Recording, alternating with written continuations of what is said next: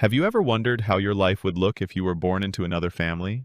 I remember walking into my mom's house that night, feeling the weight of every insult, every judgment, and every disappointment she had ever thrown at me, pressing down like it had been accumulating for decades. I had convinced myself I was just going for dinner, to keep the peace, to smile and nod like I always did, but deep down I knew that something was about to snap because I could feel the old familiar anger and hurt simmering under my skin, ready to boil over. The table was set like any other birthday. Everyone gathered, pretending to care about presents and cake, but I could already hear the words forming in my mom's mind, the ones she always saved for me when she wanted to remind me that I was nothing,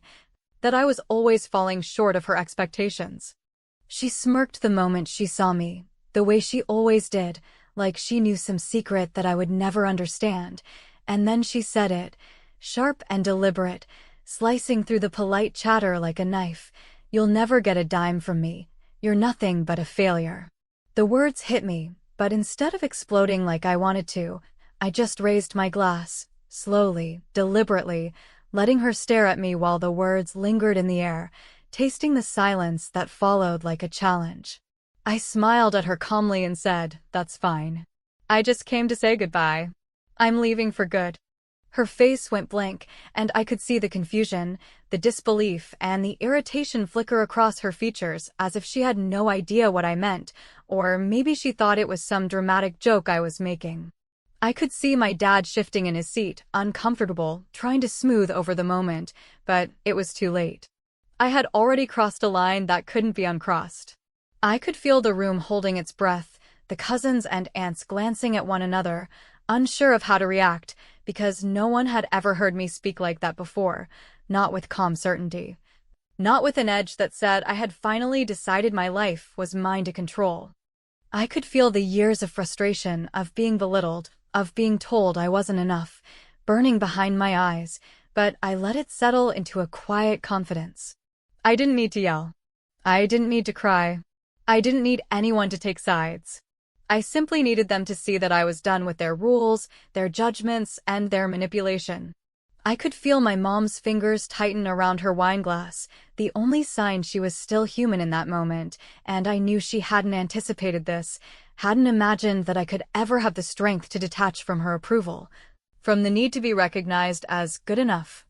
I explained to her, slowly, like she might understand if I was precise, that I had made my own plans, built my own life, and that I no longer needed anything from her or from anyone who treated me as if my existence was a disappointment. I could see the tension in my shoulders ease slightly with every word, because I realized that I was finally claiming the right to decide who I was for myself. The room was quiet except for the occasional clink of silverware and the murmurs of distant relatives who didn't know what to say, who were watching a family ritual turn into something entirely new, something they had never seen before.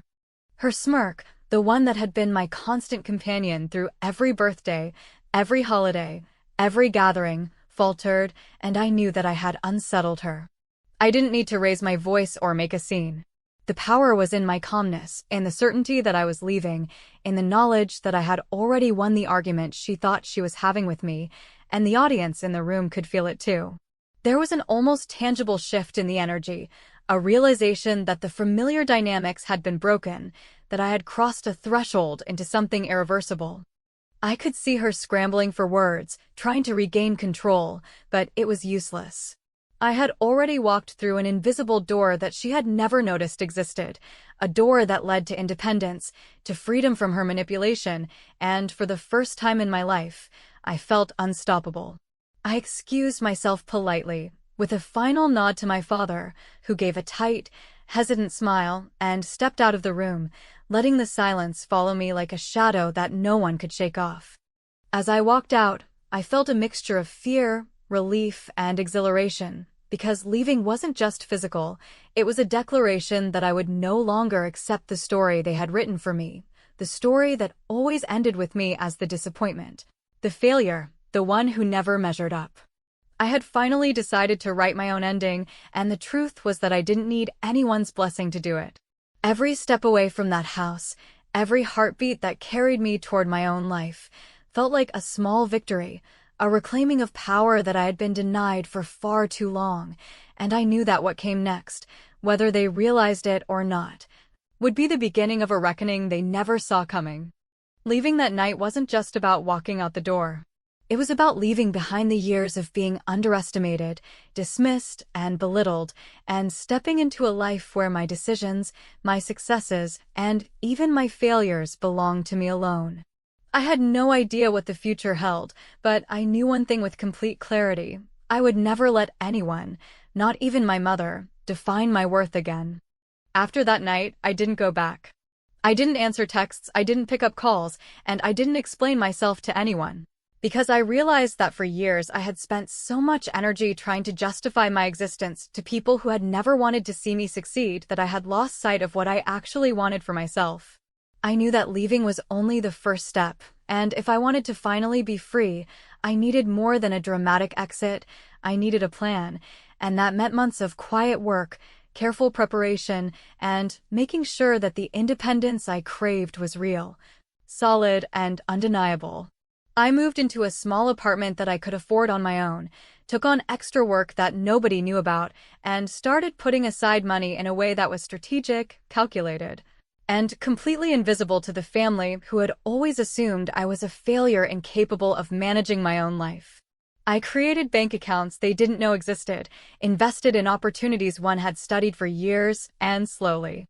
built a financial safety net that was mine and mine alone. Every deposit, every transaction, every careful decision was a small victory, a reminder that I no longer needed validation from anyone who had never cared about me.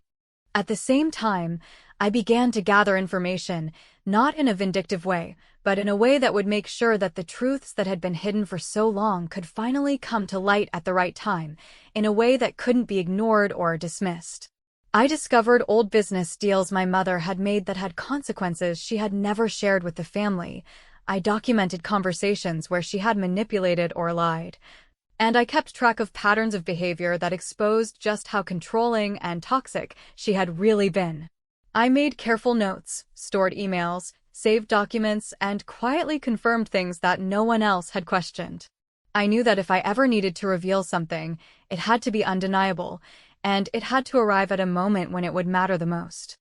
I also reached out to people in my life who I had previously kept at a distance because my family had subtly discouraged connections that might challenge their control. I rebuilt friendships, sought mentors, and networked with professionals who valued my abilities and insights. Every relationship I strengthened, every ally I found, was another step toward proving to myself that I could succeed without anyone who had belittled me. It wasn't about revenge yet. It was about preparation, about creating a life where I had the power to walk in with confidence and no longer be dismissed as a failure. Meanwhile, back in the family, rumors began to spread. My absence at birthdays, holidays, and casual gatherings raised eyebrows, and I could sense the tension growing as my mother tried to fill in the gaps with her version of events, exaggerating my failures, attempting to maintain the narrative that I was incapable and dependent. I watched quietly from the sidelines, listening to fragments of conversations, seeing how quickly panic and curiosity replaced her usual smug confidence, and I knew that the foundation for my ultimate move was taking hold. I didn't interfere, I just observed, letting the anticipation build naturally without anyone realizing I was already several steps ahead. Every choice I made during this period was deliberate, from the timing of phone calls to the way I presented myself online, creating a version of myself that radiated success and independence without needing to boast or explain. I practiced restraint, patience, and control because I understood that the moment of revelation would be far more powerful if it came unexpectedly, like a trap that I had set without anyone knowing. I was building leverage, but it wasn't leverage for punishment, it was leverage for truth, for clarity.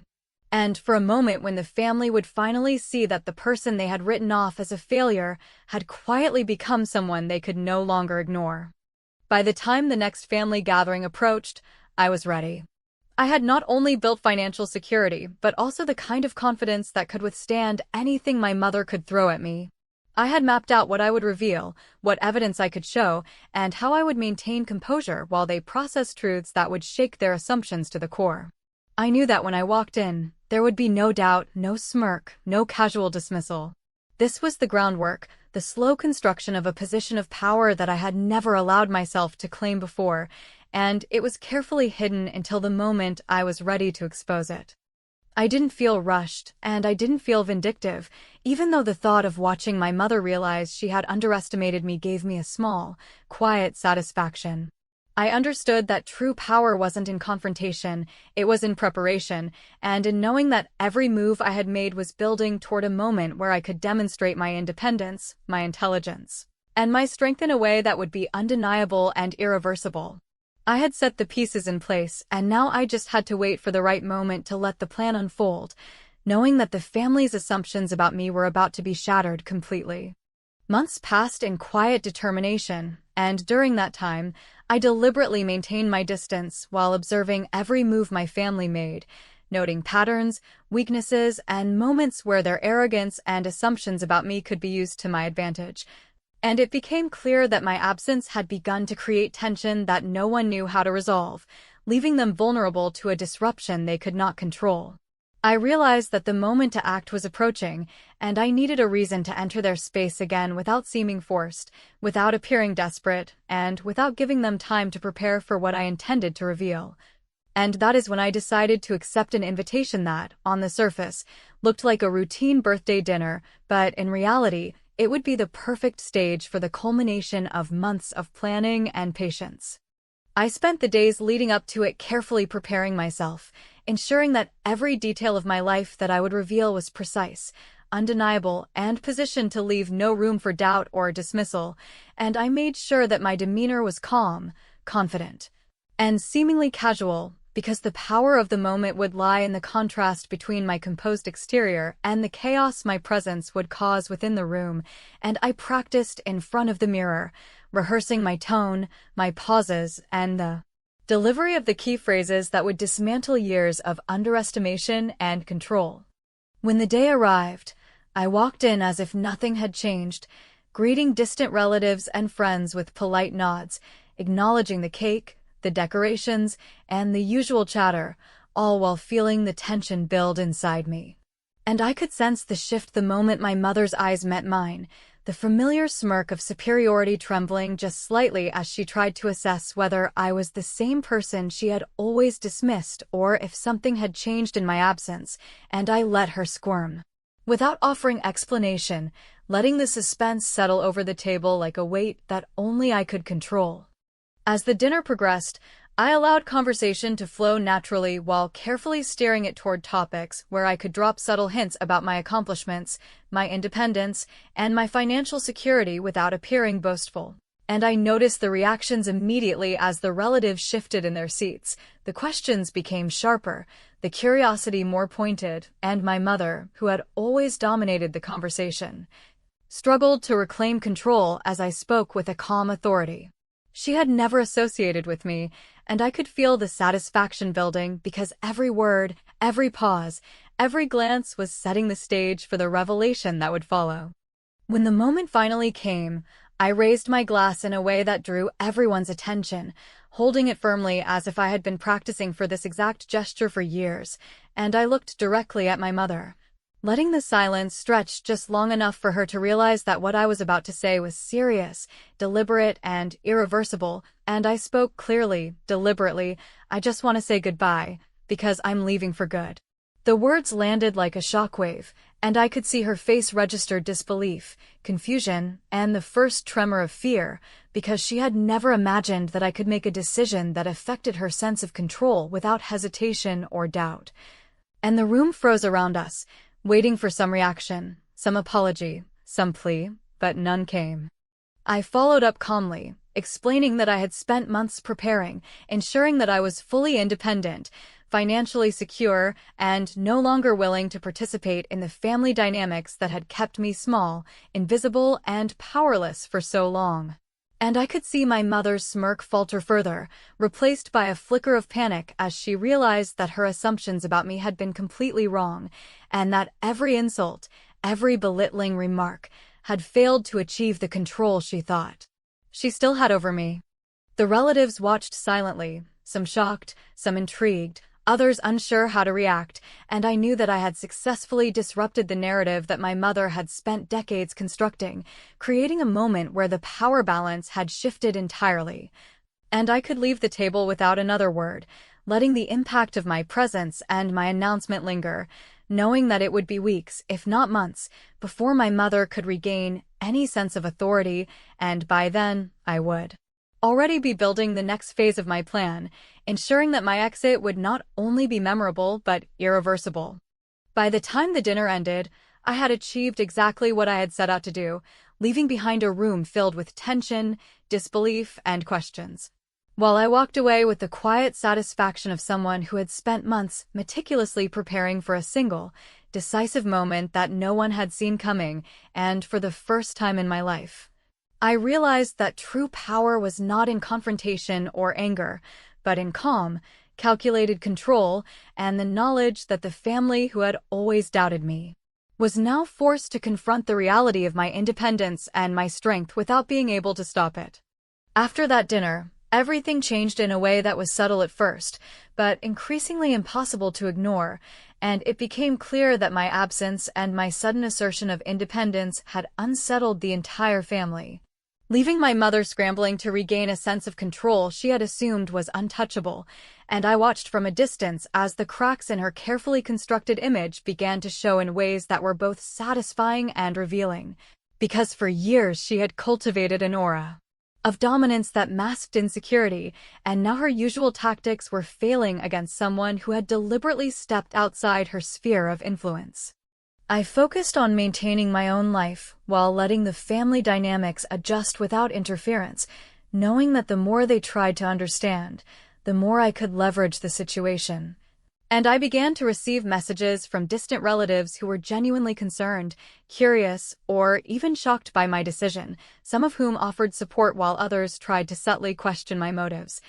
But all of them gave me information that I could use to shape the next steps of my plan, because I had learned that understanding the psychology of those around you, especially when they had underestimated you for years, was more valuable than any direct confrontation could ever be. As the weeks went by, I started to test boundaries, deliberately making choices that demonstrated my autonomy without being confrontational, like moving into a larger apartment without notifying anyone,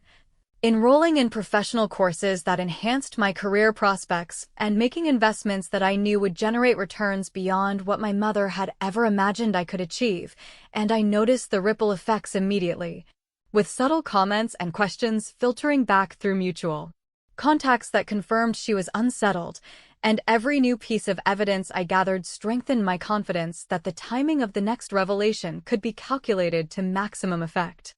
I also began to identify allies within the family who had previously been silent or passive, those who had been subtly manipulated or ignored by my mother over the years, and I cultivated discreet connections, offering support or sharing information in a way that allowed them to see me as competent and credible, which in turn created a quiet network of people who understood the reality of my situation and who could serve as witnesses or silent validators when the time came to expose the truths I had accumulated, and the psychological effect of this network was profound because it undermined my mother's influence without any overt conflict. Meanwhile, my mother's behavior grew more erratic, as if she could feel the shift but could not articulate it, and I watched carefully as she tried to regain control through subtle manipulations, half-formed threats, and attempts to reassert authority, all of which only made her appear increasingly desperate and transparent, and I realized that the more she acted from panic rather than strategy, the stronger my position became, because every misstep she made exposed vulnerabilities that I had cataloged and could potentially exploit at the precise moment I chose to act. During this period, I received an unexpected opportunity to demonstrate the practical results of my independence, a project that required a level of skill, negotiation, and financial acumen that I had spent months cultivating. And when I succeeded, the news reached my family in a way that could not be ignored or diminished, creating a ripple effect that left my mother scrambling for explanations while I quietly allowed the impact of my achievements to speak for themselves. Because I had learned That tangible success carried more weight than confrontation or explanation, and that patience in execution was more effective than impulsive displays of emotion. By the time the next family gathering approached, I was positioned perfectly, having strengthened my finances, built a network of allies, and created undeniable evidence of my autonomy and competence. And I understood that the upcoming event would require only a few carefully chosen words and actions to create the shift I had been preparing for over months, and that when it happened, it would not just be a moment of personal triumph, but a recalibration of the entire family dynamic, one where my mother would finally be confronted with the reality that her assumptions, dismissals, and smirks had no power over someone who had deliberately and methodically stepped outside her control. I had learned that true leverage was not about revenge for its own sake, but about preparation, precision, and timing, and I had constructed a situation where the culmination of months of planning would demonstrate my independence, intelligence, and resourcefulness in a way that was undeniable, irreversible, and satisfying, leaving the family to confront the consequences of underestimating me, while I maintained the calm composure of someone who knew that the final move, when it came, would be more powerful precisely because it had been carefully orchestrated over time and. The day I had been waiting for finally arrived, and the sense of anticipation I had cultivated for months reached a point where everything had to unfold precisely as I had planned, because any deviation could undermine the effect, and I knew that my presence, my words, and my actions would need to carry the weight of all the months I had spent preparing, observing, and building, and I walked into the situation fully aware of the power I now held, which came not from anger or impulsiveness, but from strategy, patience, and the undeniable proof of my independence that I had created without needing anyone's approval. I had arranged a family dinner that appeared, on the surface, to be casual and ordinary, but in reality, it was the stage on which all of my preparation would be revealed, and I took my seat as if nothing had changed, greeting relatives with polite smiles and small talk, all the while noticing the subtle shifts in my mother's posture, the way her voice faltered slightly, and the nervous glances that betrayed a recognition that she no longer held the narrative in her hands. And I let the tension build, knowing that anticipation itself would amplify the impact of what I was about to reveal. As the dinner progressed, I carefully steered conversation toward achievements, investments, and life choices that directly challenged every assumption my mother had ever made about me. And I delivered each point with a calm confidence that made it impossible for anyone to dismiss or interrupt, and I noticed the way her smirk weakened as she realized that her previous attempts at control, subtle criticism, and dismissive comments had failed entirely, and that her perception of me as incapable, dependent, or insignificant was no longer supported by reality, which created a silent panic that radiated through the room and became increasingly difficult for her to contain. I let the discussion unfold naturally while dropping small but precise pieces of information about the life I had built in my absence, including career accomplishments, financial independence, and personal milestones. And I watched closely as the reactions of the family shifted from curiosity to shock, disbelief, and finally acknowledgement, because each revelation contradicted the long-standing narrative my mother had tried to maintain. And the tension became so thick that it was almost tangible, making it clear that when I delivered the final component of my plan, it would hit with maximum effect and leave no room for denial or manipulation. Finally, after hours of subtle maneuvering and careful conversation, I raised my glass in a deliberate motion that drew the attention of everyone at the table, and I looked directly at my mother, holding her gaze steadily, and said, "I'm not here to ask for anything, and I'm not here to beg or explain, because I have built my life without needing your approval, and what I wanted to show tonight is that I am leaving for good, and this time, there is nothing you can do to stop me." The words landed like a controlled shockwave, and I could see her face transition from confusion to disbelief, to anger, and finally to a frozen blankness that betrayed the realization that her control over me had evaporated completely, and that no amount of manipulation, guilt, or argument could change the outcome.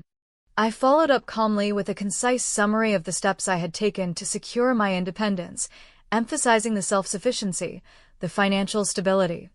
and the decisions I had made that ensured I would never be vulnerable to her criticism or interference again, and the room stayed silent as everyone absorbed the reality of the situation, with no one daring to challenge me because the evidence I presented was undeniable, and the confidence I exuded left no room for counterarguments, allowing the culmination of months of preparation to land with the full impact I had intended.